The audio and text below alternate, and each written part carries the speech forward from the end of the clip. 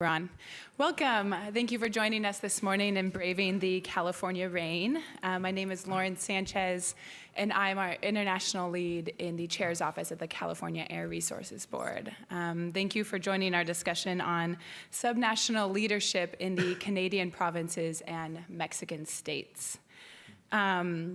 I would like to first begin by introducing our four panelists. This is everyone's favorite part of a panel, so I'll try to do the bios very quickly. But as you know, they're quite distinguished. So to my left here is Katie Sullivan. Katie serves as IETA's Director of the Americas in Climate Finance. On behalf of IETA's global multi-sector business membership, Katie leads efforts to inform climate change policy and market design with government and non-government partners across the Americas and the Pacific Rim.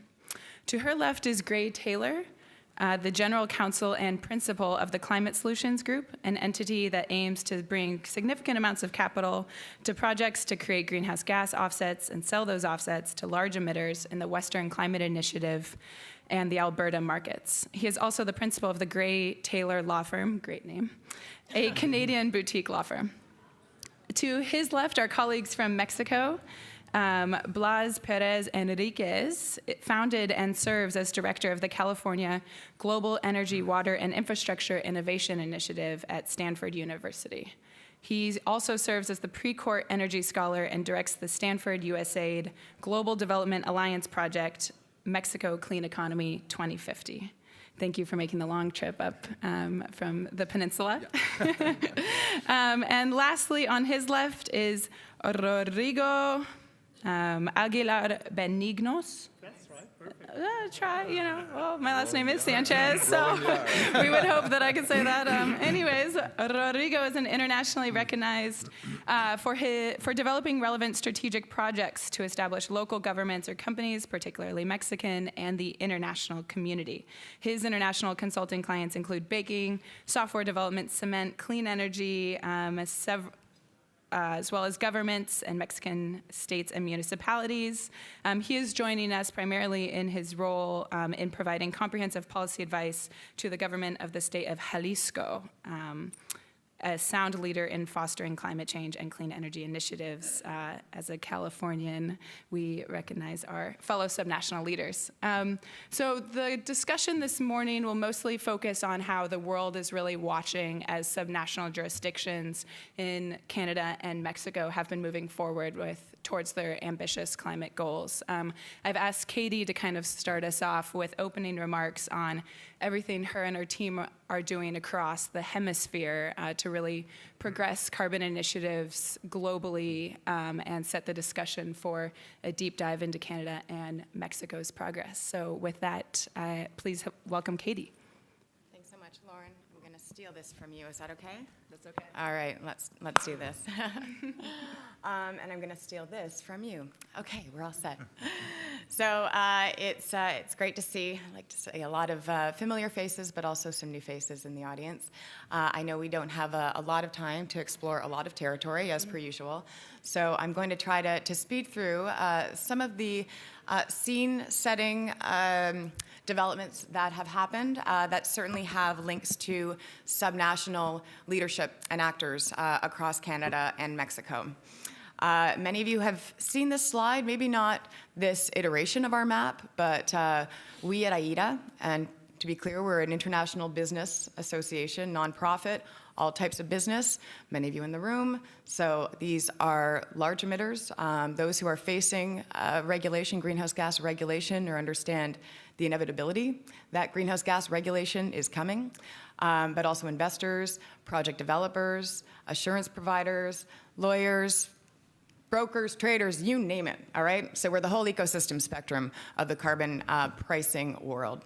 And we work with governments at all levels, a lot at the provincial level and state level, a lot, but also with the federal governments and then the UNFCCC, the UN system as well, play a big role in Pérez.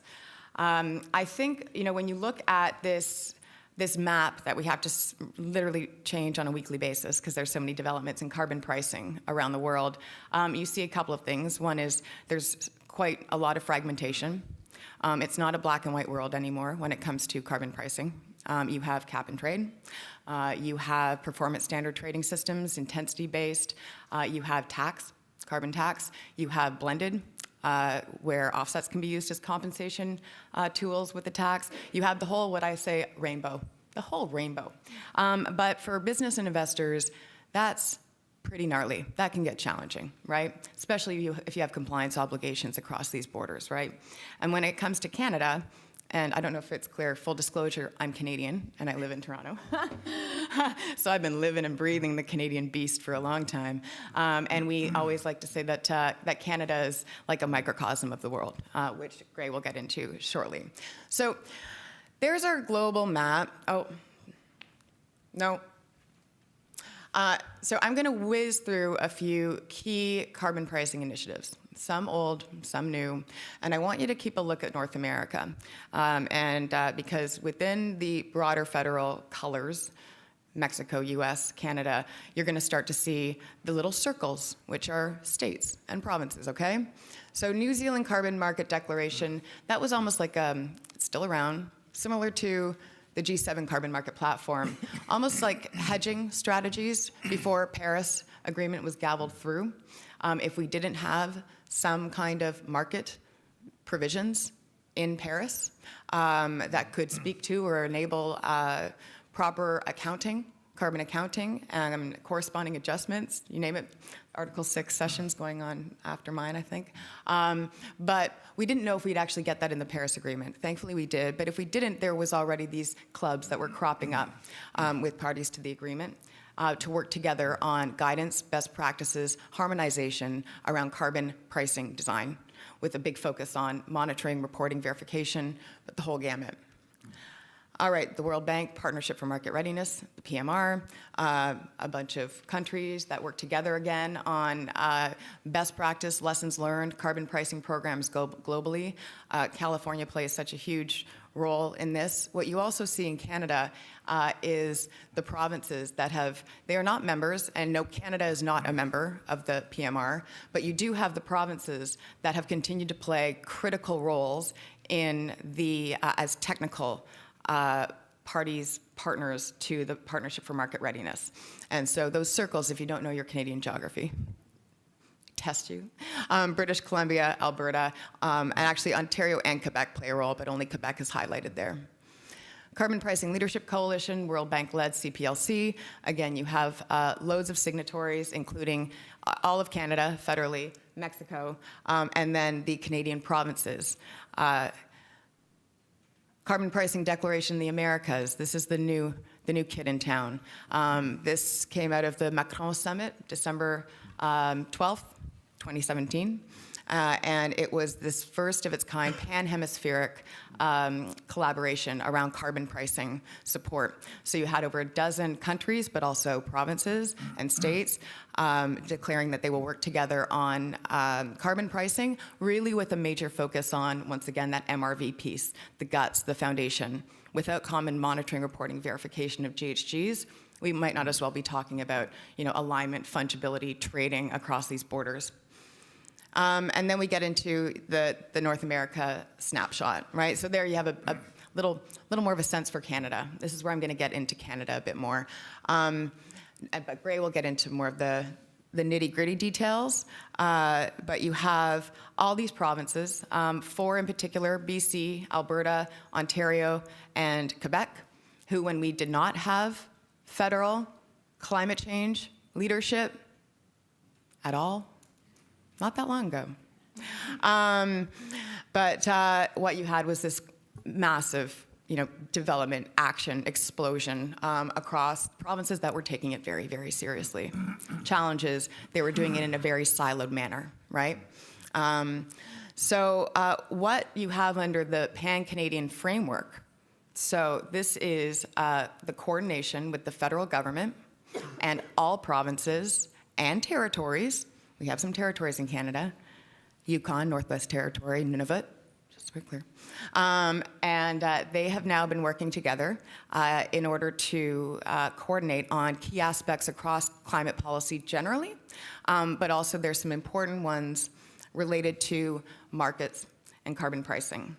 And really the ultimate goal around the Pan-Canadian Framework on climate change and clean growth, my apologies, it's really to make sure that Canada reaches its NDC. Canada has a target. It's an absolute target. You might even want to say it's a cap, right? 30% below 2005 by 2030. It has to work with subnationals a lot in order to help reach this target. Carbon pricing is a major focus of that Pan-Canadian Framework. It's not the only focus. You have methane, coal phase out, you name it. You also have that third one down, International Mitigation Project Team. So this again goes back to the Article 6. So just to be clear, the Pan-Canadian Framework, and I throw out another acronym, CCME, Canadian Council's Ministers of Environment. This is the vehicle, the group with all provinces and all territorial environment ministers and the federal environment minister working, rolling up sleeves on these core elements to the PCF. And one, greenhouse gas inventories, all working together to start to reconcile, align their inventories, because even they have not done that yet. Emissions projections, the modeling, the quantification of climate policies and forecasts, making sure assumptions are correct or common, right? They haven't been doing that to date, the provinces and the federal government. The IMPT, worst acronym, International Mitigation Project Team. They're entering phase 2, 2018. Again, focus on Article 6. Big focuses on looking at both opportunities and risks around the global carbon trading system. Okay, in some ways, this is the WCI world, making sure that as Ontario, Quebec, transfer units, allowances, and offsets with California, that there is proper accounting. There's no double counting going on both sides of those borders, right? Article 6.4, that's more the emissions mitigation mechanism, we call it. But this is about the generation of possible credits, units outside of your borders to help reach your NDC. So they're all working together now to figure out positions, opportunities for Canada through the lens of this international trading market, okay? Last but not least, this offsets project team. Many of you in the room, if you didn't know about it, well, now you do, and you should be watching it closely. It's really, it's a very important piece to this puzzle for all offset project developers, compliance entities, really, again, certainly my members, investors, because they're trying to start to stitch together this currently fragmented offsets program and make it more aligned, harmonized, and hopefully enable fungibility across programs going forward. And I'll stop there, and Gray will dig into the details. Thank you. Wonderful, Katie. Thank you so much for that really helpful global overview of the whole rainbow. So we are now turning to Gray to kind of do a deep dive on this idea of Canada as a microcosm of the world. Gray, in our conversation earlier this week, you told me there were 100 flowers blossoming in Canada. I'm wondering if you can kind of share your observations on those flowers with our audience today. Sure. First of all, happy to be here. So I am with, just to say this quickly, a little advertisement, I'm with the Climate Solutions Group. We are going to be in the business of getting offsets manufactured and selling them to large emitters. Some of you will have met the investors that we had here with us, representatives of a large Canadian pension plan. I will tell you, this conference is not knee-deep in financial institutions, so they were very welcome to be here, and they learned a great deal, and we want to thank you for having the conversations that you did have with them. They did a lot of good due diligence. But it is a Canadian pension plan. It's an Ontario pension plan, and so they're very conscious of the situation that we have in Canada. So let me start there. And I did say to Lauren that the slogan that Mao had, "Let 100 flowers bloom, let 100 schools of thought contend," is exactly the description of Canada at the provincial and territorial level. We're going to really ignore the 3 territories we have in the north, but there are 3, and there are 10 provinces. And so this chart shows you what happens if you have a vacuum. And frankly, we had a prime minister, sort of George Bush-like prime minister, who was a very conservative guy and who came from the province of Alberta. And before he became prime minister, had signed what was called the firewall letter. And the firewall letter was a letter that encouraged the government of Alberta to make sure that the federal government had no say on anything in the province of Alberta. He ended up being the Prime Minister of Canada, and it's not inconceivable that the 100 flowers that we have here are very directly the result of his desire to make sure that we didn't end up with a national carbon system. End result, though, is we don't have a national carbon system, and our current government is trying to sow these 100 flowers. I'm not sure sewing flowers together is a good analogy, but anyway, they're trying to stitch the different arrangements in the provinces. So I just to put them up there, and I should have kept a copy for myself, but I didn't. So, but I do know what's. Oh, thank you. As always, Katie knows 1,000 times more than I do about everything. So, what's the first thing that's really important to see about Canada is that we have at the bottom 722 megatons of emissions, and one province has 275 of them, and that's Alberta. So there is no solution to the climate change issue in Canada without dealing with Alberta. Alberta was the very first jurisdiction in Canada, and I think in North America, to put a carbon system that involved trading in place. That was in the summer of 2007.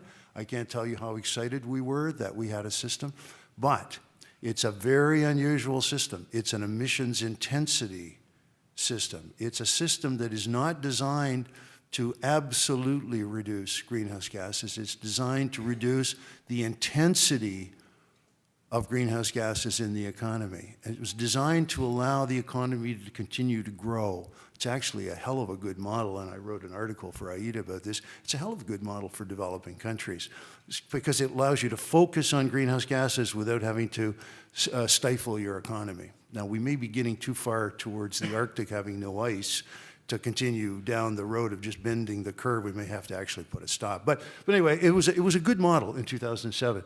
So Alberta's had this emissions intensity model for some time, and it applied only to large industries and effectively required each big facility to reduce the emissions intensity of its production, so its emissions per unit of production, based on, against the historic benchmark of that facility. A couple of years ago, a Social Democratic Party got elected in Alberta. Could have knocked most Canadians over with a feather to find that we had the Social Democrats in charge in Alberta, but they are. And they came in, and some of the issue was around carbon. That was part of the reason that Albertans turned away from the historic, if I can call it sort of light touch on industry. And and this is extremely important because the federal government is now willing to put the same system in place that the Alberta Social Democrats put in place. That's the threat. We're going to talk about the backstop in a minute, and it really is the Alberta system. So they got elected, and the system they put in does two things. First of all, it put a levy, a carbon tax, so we actually have a carbon tax in Alberta on fossil fuels, on burning fossil fuels. And secondly, for industry, they still have the emissions intensity system, but now instead of measuring against your own historic emissions intensity, they measure it against something close to best in class. So in the cement industry, they'll set a threshold, and that threshold will be, say, where 25% of the facilities are better. In other words, they have lower emissions per unit of production. And anybody who does better than that benchmark will actually be given credits that they can trade. And anybody who's under that benchmark has to acquire credits from the other facilities or, cue the Climate Solutions Group, offsets that will be produced in the province of Alberta. So that's the system we have in Alberta right now. It's called it's OBA, output-based allocation. That's for industry.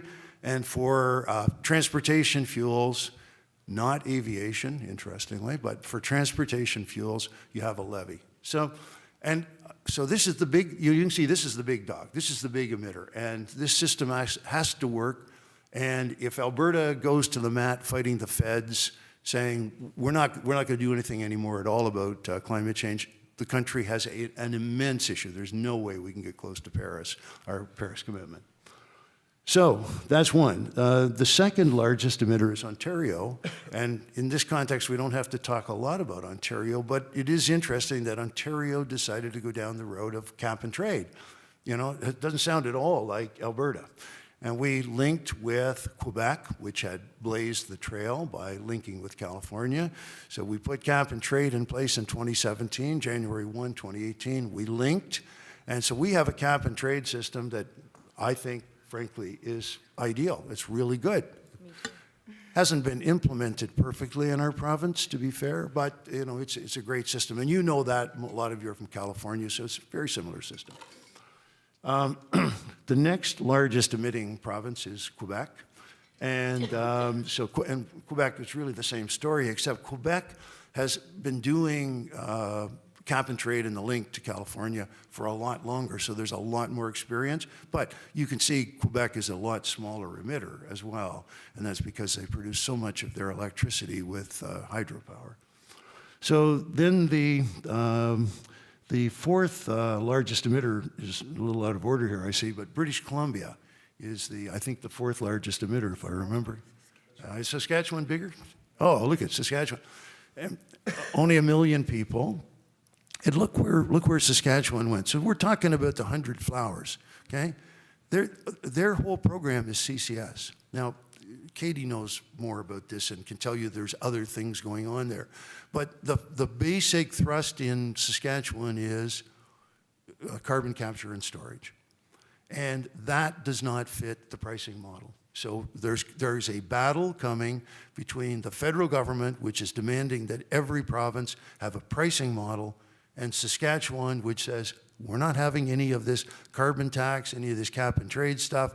We're going to do CCS. We're going to hit the same targets, but we're not going to use your mechanism. And there's a big fight coming, okay? Now, there's only 1 million people in Saskatchewan, though, out of 36 million in Canada. So then the next flower that's really important to know is British Columbia. So British Columbia has a carbon tax. And they've had a carbon tax now for 6 years? Yep, and now $35. And now $35. So it went up a little bit for a couple of years, then they leveled it at 30, and then there's a new social democratic government in British Columbia, and they moved it up to 35. The other thing that's interesting about British Columbia is that they have a carbon neutral government. So they actually count up all the emissions that come from government business, flying around and driving cars and heating the buildings, all those things, including universities and schools and hospitals, the mush sector, as we call it. And then they buy offset credits that are produced in British Columbia equal to the emissions. So they actually have a funny sort of cap and trade system. The cap is what the emissions were from the government.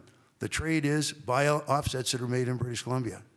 And they've now extended that offset system to cover liquid or liquefied natural gas if they ever build it in BC. So, and we could talk about that some more. And then there's a bunch of little guys at the very bottom, and just before the little guys is Manitoba. And Manitoba is right in the center of the country.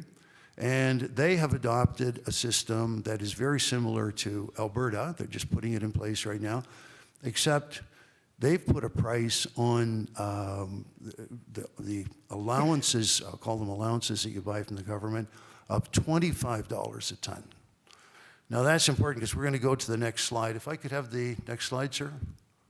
You're here. I think he did it already. There we are, okay. Yeah.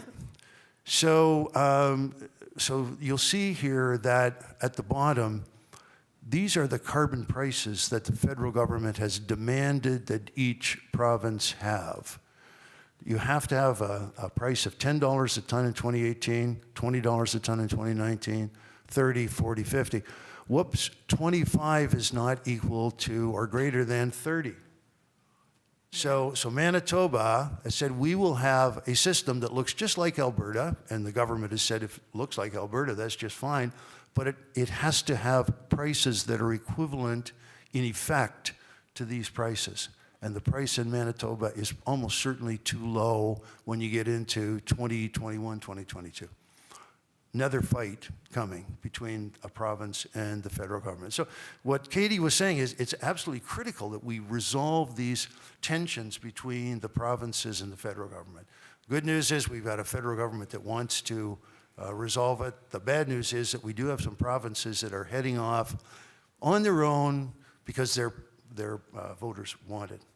So last thing to point out on this slide is this is at the top, you see the two kinds of systems that will qualify for approval by the federal government. If you have either of those, either a carbon tax like British Columbia or an Alberta levy and OBA, so if you have that, or you have a cap and trade system like Ontario and Quebec have, there's a few other criteria which are going to be, for lawyers, we're going to love this, but if you've got one of those two things, the federal government will just leave you alone, say just keep going. But if you don't have those things, the federal government is going to step in and they are going to impose the backstop. And the backstop is going to look like the Alberta system. So if I can just go back one slide and then I'm going to shut up in a second here, Lauren. So just to see, yeah, just look at Alberta. So we already talked about it. Levy on fossil fuels, so transportation fuels, heating of natural gas in homes. A levy on that, and an output-based allocation system. The threat is that if the federal government sets those thresholds, remember I was telling you there's going to be a threshold, and if you're above or below it, if the federal government sets it instead of the province, you can't be very sure that that threshold is going to be one you're going to like. And that's the threat that's in behind. The other threat that the federal government has is all the money they gather up, they're going to give it back to the province that it came from. But they may give it directly to the people. They may write, our Prime Minister is Justin Trudeau. You might get Trudeau checks, okay? Imagine getting one of those just before an election. Imagine how exciting. Yeah. Anyway, we're in for some fun in Canada, so I'm going to leave it there Before for we go, right now. actually, can I just mention, it's so Yeah, go hard to ahead. get. She so knows too this much. is- No. So there was a little pocket of time. I wasn't at NACW this week, and that's because I was sequestered writing the draft comments on the federal carbon pricing backstop. So the output-based pricing system, OBPS, the deadline is this Monday. A couple of days. If you want to learn more and submit something, let me know. But that's how real-time this is happening. Yeah. Right, Okay, right. thank you. Wonderful. Thank you both for that comprehensive overview of subnational leadership across Canada. I think a few of us in the room would like to sign up for those Trudeau checks if those end up coming through. So I now turn to Blas, our neighbors to the south. Less snow, más sol, as they say. Might be a new motto. Blas, I think the global community recognizes huge potential in national policy development currently underway in Mexico, and your work, your program on the clean economy by 2050 is working to capitalize on a lot of that opportunity. So please share your observations with our friends. Thank you, Lauren, and thank you to the organizers for inviting me. Speaking of real time, well, all these developments are happening right now. I've been mostly involved in the federal developments in terms of the implementation of a carbon market in Mexico. I'm lucky that the national expert is in the room, so I feel like I'm being tested. So, Get it right. but yeah, exactly. So basically, the lower chamber, the Chamber of Deputies, has already passed amendments to the Mexican climate law. Mexico is the second country after the UK to have passed a federal climate bill.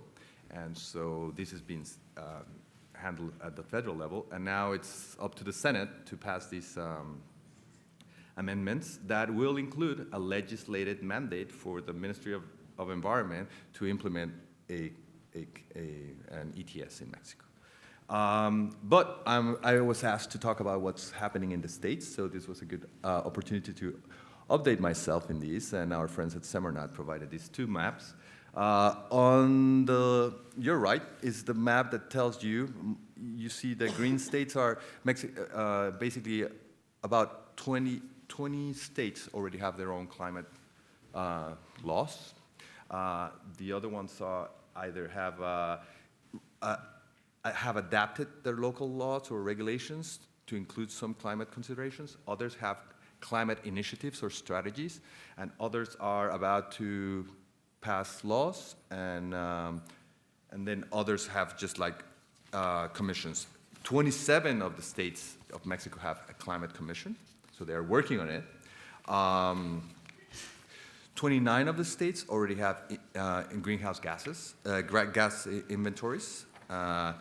In a survey that the Federal Ministry of Environment did, they recently learned that around 22 of the states are familiar with Mexico's NDC, and 15 of them are already working on how to contribute to this effort.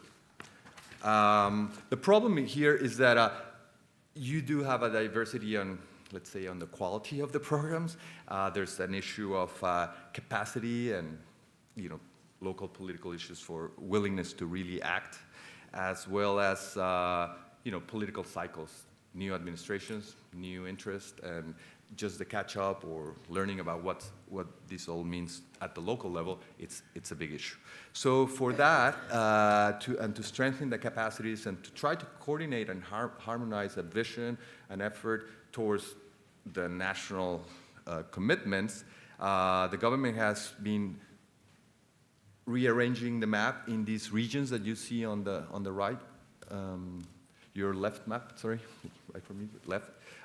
And these 6 regions are being sort of coordinated in terms of certain sustainability and environmental criteria. They've been grouped that way, as I said, to harmonize and to build capacity and create networks of collaboration.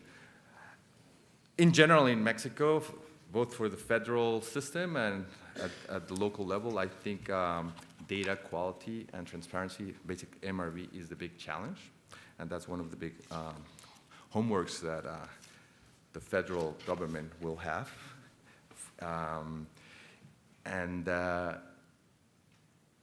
think what we have to consider is that all these will have to be aligned to what the new system that is going to be emerged at the federal level. And so I will leave the details of the complexities of aligning local systems to the federal climate law. But I did ask, and this is totally informal, and please don't blame your staff, but I did a little survey of if they could give me the top 5 states in terms of, and so obviously because of resources, Mexico City is number 1, but Jalisco is number 2, and then Yucatan, Quintana Roo, and Sonora. Those are the top, the leaders in Mexican local climate action. Wonderful. Thank you, Blas. Very helpful, and I'm really glad that Jalisco made the top 5. For our next speaker, Undersecretary, did he pass the exam? Yes, okay, great. Good news, good news. So Rodrigo, as we turn to you, Jalisco as the number 2, maybe number 1 in some of our hearts, very progressive, active in international initiatives, and you've adopted your own state climate action law. So if you could please highlight some of the exciting things going on in your state. And, oh wait, could you go back to the Mexican slide, please? I was going to try to point out the states, so this will be a test of geography. Well, while they're bringing that up, why don't you go ahead and get started? Well, thank you very much for the invitation. People from Jalisco love to be here in California for many reasons. Probably that's the reason why we have 1.2 million people from Jalisco living in Los Angeles, right? But just kidding, it's 1.5. Now, let me tell you something. There's a lot of things that we do have in common with California. One is a commitment of Governor Brown and Governor Sandoval about climate change. And for us, it is a true inspiration, and we are looking forward to move in that regard. That's why it's one of the key relationship that we have in Jalisco. Since the beginning of the administration, You can imagine Jalisco is the state where the tequila and the charreria and all this cultural identity of Mexico come from, is that region. And we love to be identified by that, but we also are identified as the Silicon Valley of Mexico. So we have also an important component on innovation and clean energy, and we're thinking in that regard. And to be linked with California is very important. We have around, direct flights. We have like 20 direct flights from Guadalajara to different cities in California. So that is a very important relationship. But talking about climate change and what we've been doing, I have to say that we are one of the most biodiverse states in Mexico, and that's the reason why we are very vulnerable in terms of climate change. And we wanted to have, internationally sisters agreements, but not, we have 12 sister agreements with 12 different provinces in the world, even Bavaria, I don't know why. But I don't know if we're going to change beer for tequila or whatever. But, since the beginning of the administration, the state of Jalisco just said, you know what, let's make our international or para-diplomacy policy more focused on one issue. So let's make like an issue agenda-based policy, and we choose climate change. So now we have around 12 or 13 agreements with Alberta, Ontario, Climate Group, Rockefeller Foundation, many institutions and many other states in the world, Quebec, Baden-Württemberg, California, but with one single issue, which is the single most important public policy challenge in the world. So that helped us to advance, of course, perfectly aligned with the federal government. That's the reason why the leadership of our undersecretary here in the room is very important. I have to say that Rodolfo Lassi has been a big light in this regard for those states who are committed, not only politically committed, but in a technical and the action commitment, side of the commitment. So that is very important, because I know you were talking about tensions between federal and state and everything. And we're working very well, and we're making progress. Because we have that commitment, alignment from the, of course, Paris Agreement commitments, federal commitments, and then state commitments. Now, what is the challenge that we have back with our municipalities? Because we have 125 municipalities. Not all of them are from the same political party or from the same vision of the governor. So that's where we start, having these tensions, right? So we're going to end up with 80%, no, more. I think it would be 80 municipalities with their own climate action plan among 125. So that's a good number, in terms of why the other 45 municipalities are not going to join. Well, that's for political reasons, but still, climate change governance at the municipal level is very important for us, because that's how we're going to commit from the international commitment to the very local part of the scheme. So challenges, we have more challenges, but one of the things that I want to say, especially in the last COP in Bonn, is that we truly think that this is the beginning of a strong advocacy from subnational level. You guys been in many COPs, probably they've been at the last 5 or 6, and the last one was the first time that I really truly believe that that's where the action is, right? But I have to say that not only cities are in the spotlight now. Regions have a lot to say in terms of climate action. I know cities is like a fashion kind of thing. Everyone talks about cities and mega cities, and that's okay. But most of the decisions, or not most, a lot of the decisions regarding climate actions are taken at the state level. For example, in Mexico, we are in charge, of course, of forestry in our jurisdiction, mobility, even security forces. I mean, there's a lot of discussions that have to be taken at the subnational level. So I'm going to leave it like right there so we can start more like a discussion. Thank you very much. Wonderful, Rodrigo. I'm not sure if everyone else is paying attention, but I think we're leaving with Trudeau checks and tequila from this panel. So happy Friday. I think, I'm mindful of the time that we have about 20 minutes left before everyone gets hungry for lunch. And one of the great powers of being moderator is I get to kick off with a couple questions, and then I will open it up to you.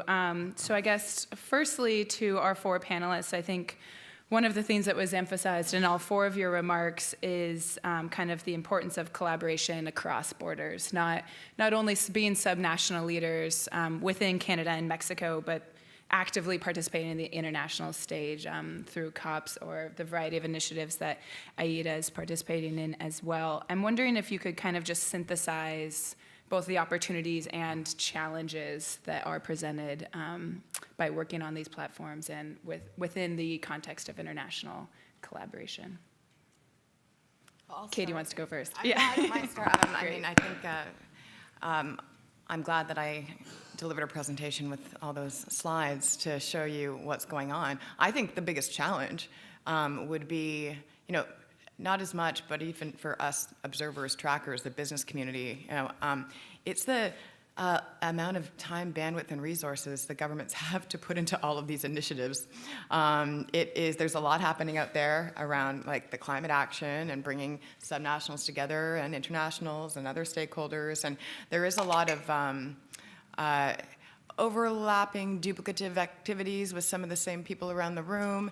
And the real work right now too has to get done, right? So the challenge is, I think that some of us, including IETA, and I'm looking at my friends from EDF, we're working together, Environmental Defense Fund, to try to consolidate all of the resources and hubs and analytics from the PMR and the CPLC and every other acronym with these initiatives, but to try to have something clear and central. So I think that is kind of a challenge. And I can only imagine the Rajinders of this world, right, and others, the regulators who are invited to participate over and over and over again in the phone calls. And so I think that's just something you have a lot of agreements going on, But I do think the opportunity is there. The fact that you have so many jurisdictions that are in this tent. I have one other slide that I don't have up there, and it's a map, and it's all of the other combined map. And whenever somebody says, Katie, including some members of my family, Katie, what do you do for a living, really? No, I'm just, Katie, really, is anybody else out there thinking about, climate action and carbon pricing? Did you see what's happening in Washington, D.C.? Like, really? Really? I just show them the maps, and there's a lot of color that's filled in those maps and how serious it is. So I think we've crossed the Rubicon on this. They're moving.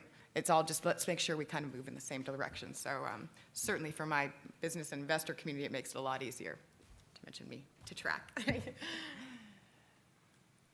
So just a couple of thoughts. So bottom-up world, Paris Agreement, people really are not going to invade each other in any event to enforce climate change agreements. This whole thing turns on everybody working something out that works for them and be able to commit to do it and having other people trust that they will do it. And I heard Glenn Murray talking about how important building trust amongst the leaders in different jurisdictions is. I mean, that's the same thing in Canada among the provinces. It's the same between Ontario and Quebec and California. It's going to be the same as we start to draw Reggie in. So it's going to be so this has all got to be voluntary. People have you've got to find a way to resolve the differences. I'm a lawyer, though, so just add one thing to that. The provinces in Canada cannot sign treaties. Right. So only the federal government can sign a treaty. I think that's the same in Mexico. But the federal government can sign a treaty, but they cannot implement it simply because they signed it if it impinges on provincial jurisdiction. So it's another reason why, to get where we want to get with Pérez, we actually have to work out the kinds of things that I was talking about. We're very fortunate in our country. We have good leaders in, I'd say every jurisdiction and federally, people who are committed to defeat climate change. We have, and at the municipal level, we're seeing that increasingly as well. I was absolutely fascinated by your Jalisco example, so yeah, thank you. Well, I guess, yeah, the devil is in the details, and implementation is the big challenge. And I think Mexico has been receiving a lot of help, but Mexico is looking up north, works closely with California for exchange of experiences with Canada. But yeah, I would restate that probably the biggest challenge will be to sort of true up its inventories. The data quality is going to be key. MRV, transparency is going to be key, and in order to aspire to actually link with Canada, the Canadian provinces or California. But luckily, there's a very close collaboration, and as you can see, the leadership of local governments in big states is going to spread through this coordination regions of networks of collaboration that are being developed now by the federal ministry. Well, in terms of our challenges, we have quite a few. We have elections in 100 days.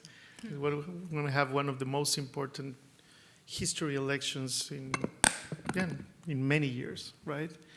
So that's going to change a lot of the political spectrum in Mexico. So that's one challenge that we have in terms of what's going to happen with all this if we change administrations at the state level. So that's one concern that we have, and of course we're Federal level. And at the federal level. I was talking more about the state level, but that's going to be a big challenge. Now, other challenges again with the municipalities. Because we respect the autonomy of the municipalities, and we cannot force them to comply with those municipal climate action plans. So we need to be innovative in terms of mechanisms of compliance of these plans, because we cannot force them, of course. So that goes all the way from Paris Agreement, federal level, state level, and the municipal level. So that's why it's one of the challenges that we have. Of course, I agree with Blas in terms of the MRPs and transparency is one of the things that we've been working there. But again, working with all international platforms, I think one of the key aspects is speed up the process of, I love meetings. I love going to Indonesia with you guys and everything, and keep coming here. And everything. Of course, I like that. But I think we should, maybe it's because I'm a little bit like a hyper guy, but we need more, speed in those agreements. I mean, if I go with GCF to Indonesia, and I like going there, but it's sort of like we would like to see more like speed up in those processes. And just to talk about one, but of course I can talk about the Rockefeller Foundation and Climate Group, and all of those are very good platforms, very good networks. We're very thankful, but we're one of those states who wants to go further and faster. Wonderful. I do want to spend a little time, Rodrigo, on that first challenge. At the risk of posing a question that is emotionally sensitive for the Americans in the room, this idea of there's little tears coming soon, so I'm going to pass the mic. But this question of how do we, IETA, businesses, investors, citizens, regulators, kind of work to ensure continuity across these changes in administration. I don't think there's a silver bullet, but would welcome any reflections from the different perspectives on the table on how we can best kind of help ensure progress moves forward. I'm jumping. So for those of you, because Lauren didn't get to actually deliver her bio, formerly U.S. State Department before moving out here, right? Yeah, so just so you understand. Look, elections are, hey, Ontario. I live in Ontario. We might have a big election coming up in June, right? I was in Bogota a couple of weeks ago for a Pacific Alliance gathering. So Colombia, Chile, Peru, Mexico, like all of them have just experienced elections or will soon experience elections, or their president has left Peru. And also, again, for context, in Canada, you also have a major Alberta election coming up next year. Guess what? Trudeau, he's been around now quite a long time. Next year, 2019, that's a federal election, right? So this is it's a challenge, it's big, and I think, for us, the need for third-party validators for programs and climate action, and I'm talking municipalities and business and farmers and labor and environment and that there is a clear understanding that even if they don't have a direct connection to the opportunity side of these programs, that there are indirect benefits, and not just the climate bit. I'm talking the economic, the jobs, and we all have to do a better job, I think, on communicating and galvanizing those third-party validators to the program, so that when you do have a Republican to a Democrat or a liberal to a conservative to an NDP to whatever, that it remains and is resilient to that. There's a lot of work to be done, but I think it's about moving really fast too. Yeah. So just really quickly, one of the reasons I don't get as worried about change in political administrations as I otherwise would have a few years ago, when the leadership of people like Schwarzenegger was critical. But the fact is that climate change is obvious to the public. Business has decided that social license requires them to deal with this issue. There is just no way, if a government came along and said you don't have to do anything, there is no way the business community would walk away from it. And the business community wants consistency across all the jurisdictions where they do business. It doesn't have to be identical, but they want enough similarity that they don't have to have all those people that we talk about the government having to have. So I actually think this is kind of a train that can't be stopped. This is the people, the climate change is clear, people have decided we have to deal with it, and business has decided that they have to be the implement to make sure this happens. So that pressure will continue. So I'm hoping that that will be the answer to changes like when we might get in Ontario, but I think business won't just sit back and say, fine, just go away, don't do anything. So it's a little bit of an invitation to everybody in the room. This Mexico Clean Economy 2050 program, actually, the metaphor I've been using, we hope it will serve as a vision bridge between this administration, I'm talking federal level, and the entering administration. Because you always have the new group, starting from the transition team to whoever gets appointed in the key positions, and they have a learning phase. But to keep that momentum and interest from the different stakeholders, we're going to try to provide the forum, neutral grounds for discussion, and as I mentioned, we are partnering with the private sector and also supporting organizations like IETA, EDF, others, and to bring the expertise and kind of quick catch-up, And so again, I'll invite you to come talk to me if you're interested in helping Mexico maintain this progress. Well, I think part of the solution, of course, is to make sure that the constituency knows how important is this. I mean, the reason why in Germany and California climate change is one of the issues at the political debate, and any candidate has to address those topics very importantly for the people, is because the people, matters for them, right? So I think one of the reasons, I totally agree with Ray and Katie, is communication, awareness, advocacy, but also I think we're facing this not fact-based society kind of atmosphere. So that's why I'm going to join the March for Science probably next week in DC or something. I really believe that we need to strengthen that part, because we're facing these sort of like magical alternative facts kind of things, but everywhere. I have to say this is not only happening in the US. So we need to also work on that and make sure that people say, It's not about believing or not in climate change. Great, thank you for. I'm feeling more optimistic now about the elections for the rest of the year, so thank you. With the 5 to 7 minutes remaining, I now open the floor if anyone has a particularly compelling question. Yes? Hi, Bob Daniels, I'm the Climate Solutions Group. Great panel, great work. So I'm- The panel, or one of the panelists, that one of the issues is government resources in this area of developing policy and whatnot, compared to, I guess, other things. It doesn't surprise me because one of the issues I think with what we're going through with climate change policy, we won't see the benefits today for the average voter. Voters like to go checks. They want tax savings. So when they are confronted with something that in the future, and even if CO2 savings is today, you're not necessarily going to notice it. And in the future, that's the future. But if you can't pay your bills today, it's a problem.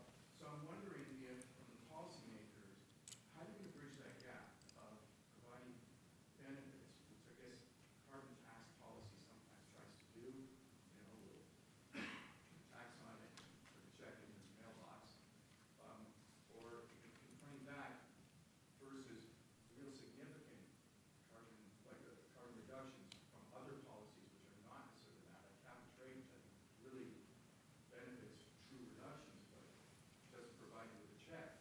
How are you going to bridge that? Or do you think that's an issue? And just like your perspective. Well, it kind of does. I mean, that's where I live in Toronto, right? And the money's coming out now. I think the money, the cap and trade money, right? So they've raised nearly $4 billion. So they had 4 standalone auctions, 2017 Ontario, now the first tripartite, one in February, the next one's in May.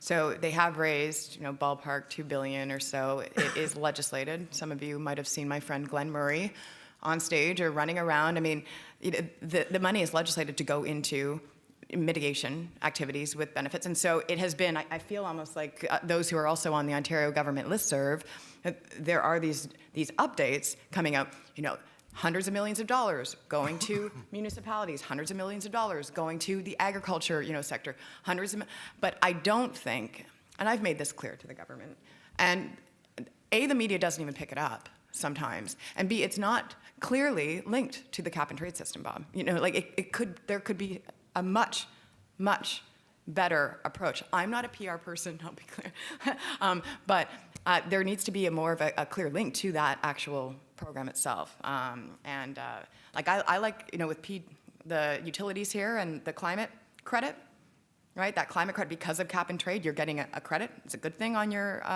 electricity bill. Got to think in that way, because that's how voters also think and make the connection. So, go on.